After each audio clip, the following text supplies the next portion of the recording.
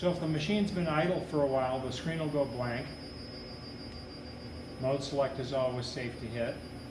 Right now, when we left it, we were in jog mode. So if we want to get back to the main menu, mode select gets us back there.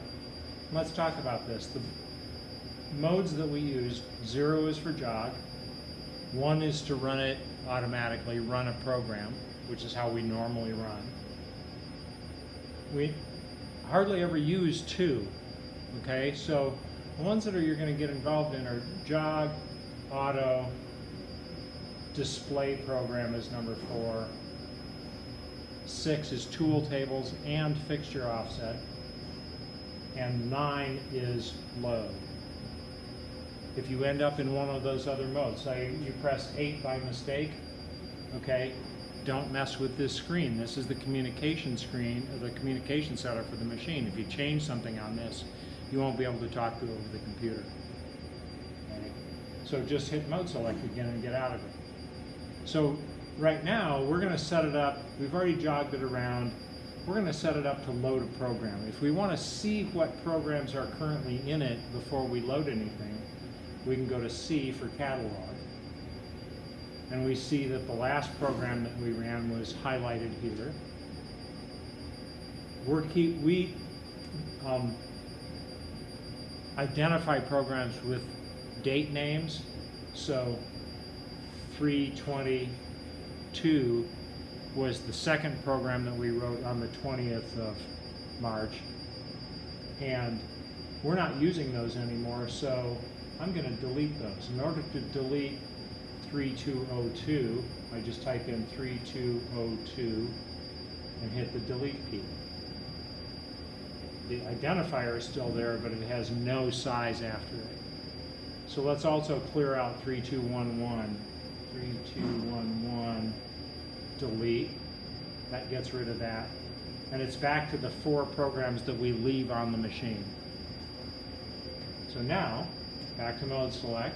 We want to load a program. We go to mode select 9, which is load, and just push the load button under the soft key that's under load, and it says it's busy loading. It's actually busy waiting for us to send it something. So we're going to go over to the computer and go into communication mode and send it a program, and then we'll come back over here and look and see how it is. So this is a program that we were running for a robotics part. These are the segments of the tool paths that were run.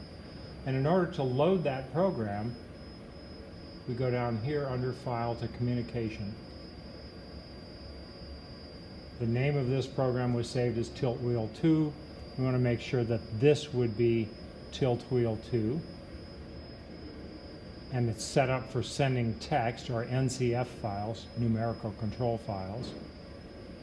So if we've got the right program identified here, we just hit send, and it starts sending the information to the machine over the RS-232 communication. Okay, well, if it's happy with the format and everything in the program, it will say done. Let's do that one more time. I'm going to go back to here, and the identifier for that was 3211. We're going to delete that.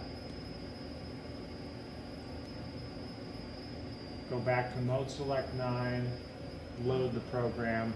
Keep looking at this one now.